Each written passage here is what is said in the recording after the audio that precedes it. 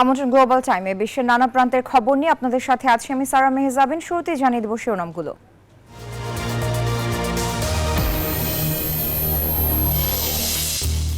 ইউক্রেনে নেটো সেনা বরদাস্ত করবে না রাশিয়া। যুদ্ধ বন্ধে আত্মবিশ্বাসী ট্রাম্প। চলতি মাসে পুতিনের সঙ্গে বৈঠকের আশাবাদ।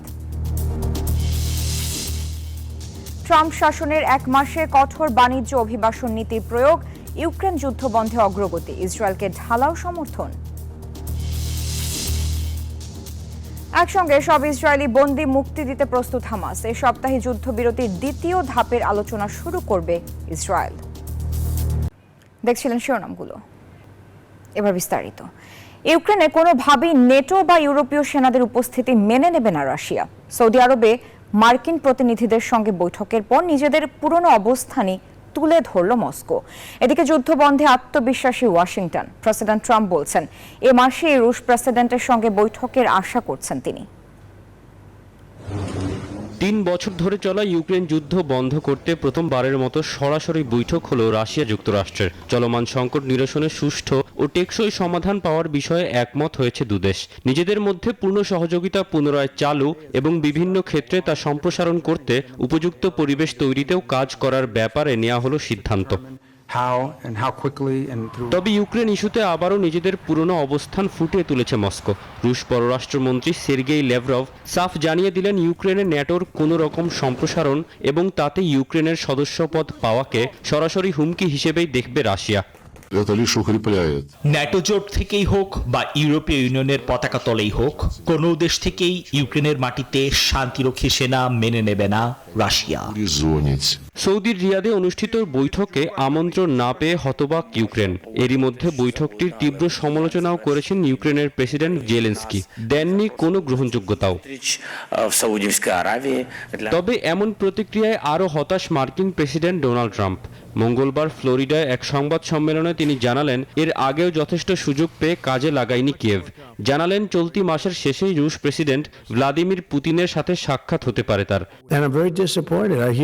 আমি খুবই হতাশ। আমি শুনেছি আর আপনারাও জানেন ইউক্রেন বৈঠকের আসন না পেয়ে অসন্তুষ্ট। তবে 3 বছর ধরে বা তারও আগে থেকেই তাদের আসন ছিল। খুব সহজেই ব্যাপারটি নিষ্পত্তি করতে পারত তারা। এদিকে চীন জানিয়েছে ইউক্রেনের শান্তি প্রতিষ্ঠার সব প্রচেষ্টাকে সমর্থন করবে শি জিনপিং প্রশাসন। Desk report, news 24।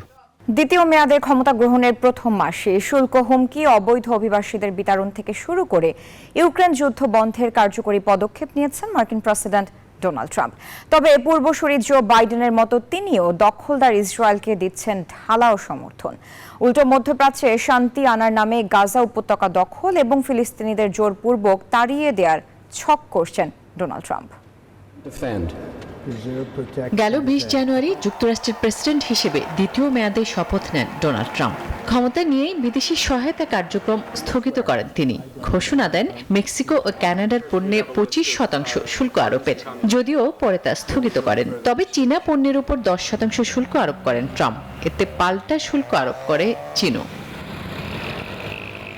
যুক্তরাষ্ট্রে অবস্থানরত সব অনিবন্ধিত ও অবৈধ অভিবাসীকে বিতাড়িতের কার্যক্রমও শুরু করে তার প্রশাসন। যুক্তরাষ্ট্রের জন্মসূত্র নাগরিকত্ব বাতিলের নির্বাহী আদেশে স্বাক্ষর করেন ট্রাম্প, যদিও আইনি চ্যালেঞ্জের মুখে পড়ে তার এই সিদ্ধান্ত। বিশ্বের যুদ্ধ বন্ধের বার্তা দিয়ে ক্ষমতায় আসা ট্রাম্প ইউক্রেনে রাশিয়ার অভিযান বন্ধে জোর তৎপরতা চালাচ্ছেন। চলতি মাসে এই ইস্যুতে পুতিনের সঙ্গে বৈঠকও করবেন তিনি। তবে যুক্তরাষ্ট্রে ক্ষমতার পালা বদলে অভাগা ফিলিস্তিনিদের ভাগ্য পরিবর্তনের কোনো লক্ষণ নেই। উল্টো মধ্যপ্রাচ্যে শান্তি স্থাপনের অজুহাতে প্রেসিডেন্ট ডোনাল্ড ট্রাম্প গাজার দখল এবং ফিলিস্তিনিদের জোরপূর্বক তাড়িয়ে দেওয়ার পায়তারা করছেন। ইসরায়েলকেও দিচ্ছেন ঢালাও সমর্থন। এরই মধ্যে ওয়াশিংটন সফর করেছেন ইসরায়েলি প্রধানমন্ত্রী বেনিয়ামিন নেতানিয়াহু। এমনকি গাজায় যুদ্ধবিরতি চলা সত্ত্বেও ইসরায়েলের উপর থেকে বোমা রপ্তানি নিষেধাজ্ঞা তুলে নিয়েছেন ট্রাম্প। আসমাতুলি, নিউজ 24। এবার জো বাইডেনের আমলে নিযুক্ত আইন বিভাগের সব অ্যাটর্নিকে বরখাস্তের আদেশ দিলেন মার্কিন প্রেসিডেন্ট ডোনাল্ড ট্রাম্প। তিনি বলেছেন যুক্তরাষ্ট্রের স্বর্ণযুগ তৈরি করতে দরকার ন্যায্য বিচার ব্যবস্থা, তাই এমন সিদ্ধান্ত নিয়েছেন তিনি। এদিকে ট্রাম্পের এমন আদেশে আইনি ও রাজনৈতিক জটিলতার আশঙ্কা দেখছেন বিশ্লেষকরা। অভিবাসন শুল্ক নীতির পর মার্কিন প্রেসিডেন্ট ডোনাল্ড ট্রাম্পের নজর এবার শীর্ষ আইন কর্মকর্তাদের দিকে। জো বাইডেনের আমলের সব অ্যাটর্নি বা আইন কর্মকর্তাকে চাকরিচ্যুত করার নির্দেশ দিলেন তিনি। ইতোমধ্যে বেশ কয়েকজনকে বরখাস্তের চিঠিও পাঠানো হয়েছে, এমন খবর মার্কিন গণমাধ্যমের। এমন খবর বের হওয়ার পর স্বেচ্ছায় পদত্যাগপত্র জমা দিয়েছেন অনেকেই। অনেকে মনে করেন ট্রাম্পের এমন আদেশে যুক্তরাষ্ট্রের আইন বিভাগ থেকে বাইডেন যুগের সমাপ্তি ঘটল। ট্রাম্প অবশ্য বলছেন যুক্তরাষ্ট্রের স্বর্ণযুগ তৈরি করতে চান তিনি, তাই আইন বিভাগের আত্মবিশ্বাস ফিরিয়ে আনা জরুরি। অবশ্য বিশ্লেষকরা বলছেন ভিন্ন কথা। তাদের মতে নতুন ক্ষমতার পালা বদলে পছন্দমতো কর্মকর্তাদের নিয়োগ করা নতুন কিছু নয়, তবে এ ধরনের রদবদল আনুষ্ঠানিকভাবে করা হয়। স্বেচ্ছায় পদত্যাগের জন্য সময়ও দেওয়া হয়, তবে এবারের চিত্র ভিন্ন। নির্দেশ জারি করে সরাসরি বরখাস্তের ঘটনাও যুক্তরাষ্ট্রের ইতিহাসে নজিরবিহীন। এমন অবস্থায় ট্রাম্প প্রশাসনের এই পদক্ষেপ আইন ও রাজনৈতিক বিতর্ক সৃষ্টি করতে পারে বলে মত অনেকের। আফরিন মৌ, নিউজ 24। গাজা যুদ্ধবিরতির একটি চূড়ান্ত স্থায়ী চুক্তি হলে একসঙ্গে সব ইসরায়েলি বন্দীকে মুক্তি দিতে প্রস্তুত হামাস। এক বিবৃতিতে কথা জানিয়েছে স্বাধীনতাকামী সংগঠনটি। চলতি সপ্তাহে যুদ্ধবিরতির দ্বিতীয় ধাপের আলোচনা শুরু হতে যাচ্ছে বলে জানিয়েছে ইসরায়েল। এদিকে গাজা ইস্যুতে আগামী 4 মার্চ পর্যন্ত স্থগিত করা হয়েছে আরব লীগের সম্মেলন। সম্পূর্ণ অনিশ্চয়তাতেই ডুবে রয়েছে ফিলিস্তিনের গাজা উপত্যকার ভবিষ্যৎ। কবে নাগাদ পুরোপুরি শেষ হবে ফিলিস্তিন ইসরায়েল সংঘাত তা একেবারেই অজানা। চলছে সাময়িক যুদ্ধবিরতি, ধাপে ধাপে চলছে বন্দি বিনিময়। তবে একসঙ্গেই এবার সব ইসরায়েলি বন্দীকে মুক্তি দেওয়ার পক্ষে বার্তা দিল ফিলিস্তিনের স্বাধীনতাকামী সংগঠন হামাস। মঙ্গলবার এক বিবৃতিতে সংগঠনের মুখপাত্র হাজেম কাশেম বললেন, যখন গাজায় একটি চূড়ান্ত ও স্থায়ী যুদ্ধবিরতি হবে তখনই একসঙ্গে সব বন্দির বিনিময় সম্ভব। সেই সাথে দিতে হবে গাজা থেকে ইসরায়েলের সম্পূর্ণ প্রত্যাহারের নিশ্চয়তাও। এদিকে মঙ্গলবার কাতার জানিয়েছে এখনো আনুষ্ঠানিকভাবে শুরু হয়নি গাজায় যুদ্ধবিরতির দ্বিতীয় ধাপের আলোচনা, তবে তা চলতি সপ্তাহে শুরু হবার বার্তা দিয়েছেন ইসরায়েলের পররাষ্ট্রমন্ত্রী গিডিয়ন সায়ার। এরই মধ্যে মঙ্গলবার জাতিসংঘের নিরাপত্তা পরিষদে চীনের পররাষ্ট্রমন্ত্রী ওয়াং ই মন্তব্য করলেন, গাজা এবং পশ্চিম তীর রাজনৈতিক বাণিজ্যের ক্ষেত্রে দর কষাকষির জায়গা নয়। গাজা ইস্যুতে আগামী সপ্তাহের বদলে 4 মার্চ অনুষ্ঠিত হতে চলেছে আরব লীগের সম্মেলন। যুক্তরাষ্ট্রের গাজার নিয়ন্ত্রণ নেয়ার উদ্যোগের প্রতিক্রিয়ায় আঞ্চলিক সমর্থন বাড়ানোর প্রচেষ্টার অংশ হিসেবে ওই বৈঠক আহ্বান করেছিল মিশর। Desk report, news 24। ডেঙ্গুর হাত থেকে বাঁচতে এবার অভিনব পন্থা অবলম্বন করেছে ফিলিপাইন সরকার। জীবিত অথবা মৃত মশা ধরে দিতে পারলেই নগদ অর্থ দেওয়ার ঘোষণা দিয়েছেন দেশটির বারাঙ্গে এডিশনাল হিলসের গ্রাম প্রধান কার্লিটো সার্নাল। 5টি মশার বিপরীতে 1 পেসো উপহার দেয়া হবে বলেও জানানো হয়। রীতিমতো উৎসব মুখর পরিবেশে ধরা হচ্ছে মশা। কে কতগুলো ধরতে পারে তা নিয়েও চলছে প্রতিযোগিতা। জীবিত অথবা মৃত মশা ধরে দিতে পারলেই নগদ অর্থ দেওয়ার ঘোষণার পর থেকেই ফিলিপাইনের মানুষ হন্য হয়ে খুঁজছেন মশা বা লার্ভা। গণমাধ্যমের বরাতে জানা যায়, সম্প্রতি ফিলিপাইনের বারাঙ্গে অ্যাডিশনাল হিলসের 2 জন শিক্ষার্থী ডেঙ্গুতে আক্রান্ত হয়ে মারা যাওয়ার পরই এমন ঘোষণা দেন গ্রাম প্রধান কার্লিটো সার্নাল। প্রতি 5 মশার বিপরীতে দেয়া হচ্ছে 1 পেসো। এরপর অতি বেগুনি রশ্মি ব্যবহার করে জীবিত মশা নির্মূল করা হবে বলেও জানানো হয়।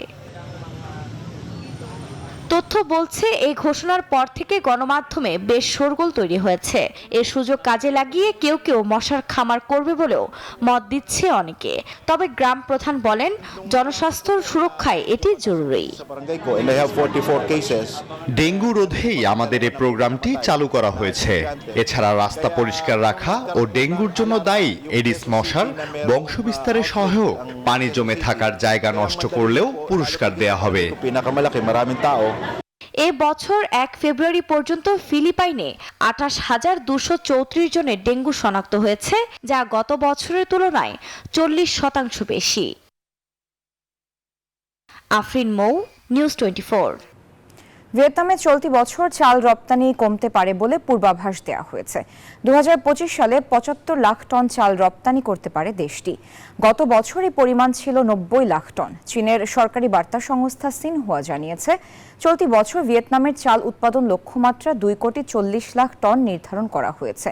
তার মধ্যে রপ্তানি করা হবে 75 লাখ টন। বিশ্ববাজারে চালের প্রধান রপ্তানিকারক দেশগুলোর একটি ভিয়েতনাম, প্রধান দেশ হচ্ছে ভারত। এই দুই দেশের রপ্তানি বাড়া কমার উপর অনেকটাই নির্ভর করে বিশ্ববাজারে চালের দাম।